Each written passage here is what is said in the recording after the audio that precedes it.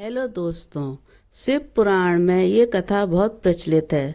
भगवान शंकर को पति के रूप में पाने हेतु माता पार्वती कठोर तपस्या कर रही थी। उनकी तपस्या पूर्णता की ओर थी।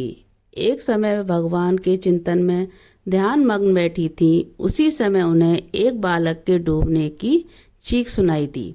माता तुरंत उठकर वहां पहुंची। उन्होंने देखा एक मगरमच्छ बालक को पानी के अंदर खींच रहा है। बालक अपनी जान बचाने का प्रयास कर रहा है तथा मगरमच्छ उसे आहार बनाने के लिए आ रहा है।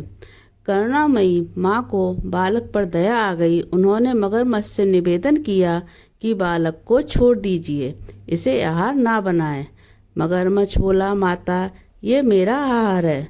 मुझे हर छठे दिन अपनी पेट के लिए जो पहले मिलता है उसे मेरा आहार बनना पड़ता है। माता ने फिर कहा, आप उसे छोड़ दें, इसके बदले मैं अपनी तपस्या का पूरा फल आपको दे दूंगी।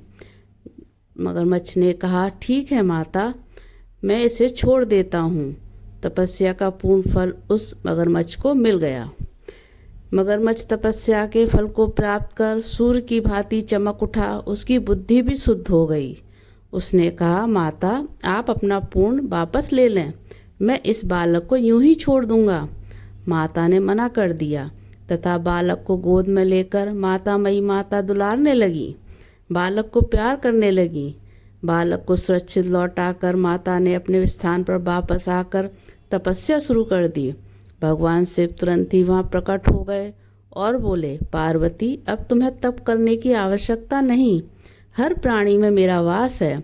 तुमने उस मगरमच्छ को तप का फल दिया, वह मुझे ही प्राप्त हुआ, अतः तुम्हारा तप फल अनंत गुना हो गया।